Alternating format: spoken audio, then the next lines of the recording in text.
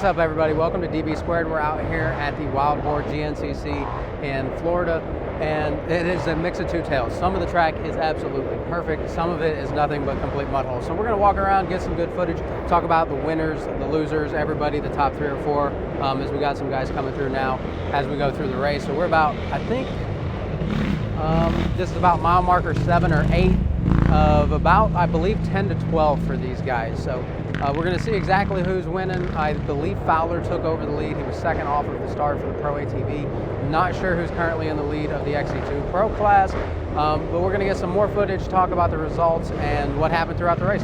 Okay, so Fowler did not actually get the whole shot going into turn 1, but here we are about turn 3 or 4, and he's found his way to the lead here in the XC1 Pro class. And we have a lot of open room here at the Wild Boar GNCC, where everybody really gets an opportunity to kind of sort themselves out before they end up starting to head down towards the actual woods. Now on here we go through about 6 or 7 different classes here at the start. Watch everybody kind of funnel their way through. There is an abundance of room here where everybody can really kind of run hard, see exactly where they can get themselves shaped out. One of the best things about not only just Wild Boar, but a lot of the GNCC races in general, the start isn't the end-all be. You can have a mid-pack start, work your way through as the race goes on, find yourself in the top 5, top 10, and so on. So it's not the absolute end of the world like maybe motoing is. As we go through some more of these starts, kind of see a lot of this start area, a lot of this open field area kind of looks the same. A lot of this black sandy dirt, which is actually starting to kind of get whooped out a whole lot. So it'll be interesting to see exactly how that turns into here on Sunday with the bike races.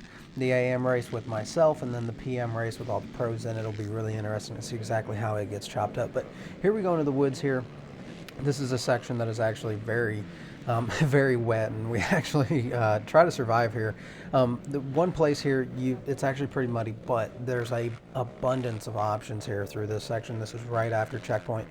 Fowler leading the way. A very close battle here for most of the entire race between the top 2. 3rd and 4th coming through, not too far behind. I want to say they finished about a minute behind at the end of this thing. All of them getting about 4 laps in. Now, if we take a look from the other angle here, there's a lot of kind of maneuvering themselves when they were putting the track together. There's a lot of sections that just aren't really rideable, at least in this little low land section right after checkpoint. A lot of the track actually looks phenomenal. You'll see that in a couple of minutes here. But as you kind of work your way back out of that low land, the dirt, the sand, everything kind of dries up a little bit. You get some really whooped out sand, which will just make for some great racing on Sunday. So for the most part, this is probably the worst section when it came to the water, the mud holes getting trapped. But you can see we're maybe 100 yards out of that swamp land, and we got some really good dirt. Made for some really good racing, gave a lot of opportunities to get some good passes going, and just a lot of good action all around. Now, this race today really kind of was a testament to exactly how well Fowler was going to run the entire series. Obviously dominates the ATV XC1 class most all of the time. Did not do so last week in Big Buck.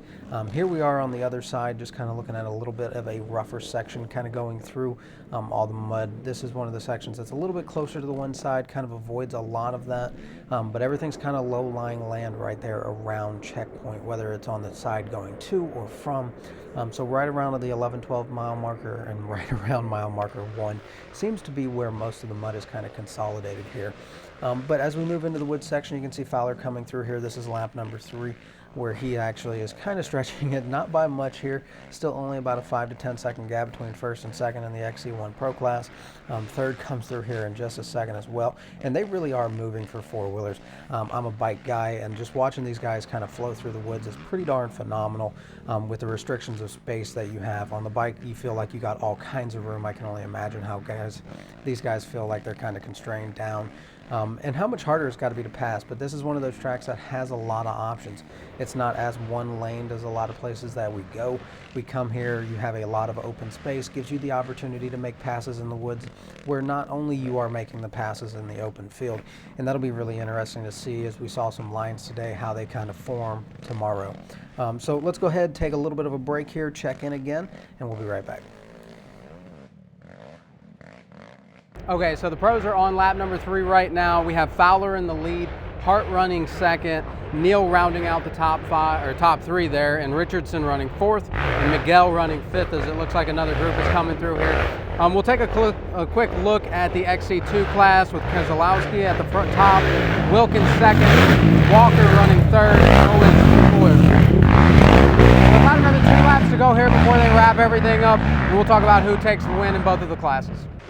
Okay, so this is one of the sections that I actually thought was the best. We're about at the 6-7 mile marker point where the dirt is just actually perfect. The sand is really mixing together nicely. There's no overwhelming lying of water. Everything's kind of down on the one side. And you're actually getting a whole lot of lines through here. Now, it'll be interesting to see exactly how these look come 10 a.m. tomorrow, but everybody's really having it looks like a pretty good time out there.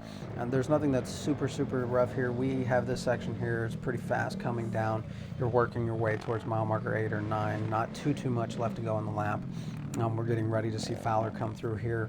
He ends up winning the race by about 5 minutes. So after lap 3, he really started stretching that out.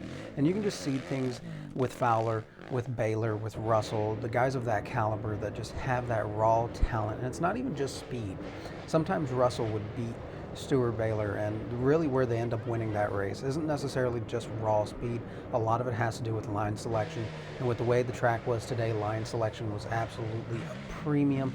Making the right selection, kind of, not using all your energy picking a line that's really whooped out, or avoiding some of the outrageous mud holes that we had. So what we're going to do now, Fowler took the win there. We're going to talk about the top 5 finishes from the XC1 class and the XC2 Pro Am class. We had Walker Fowler, Hunter Hart, Cole Richardson, Adam McGill, and Jared M. McClure round out your ATV XC1 Pro class.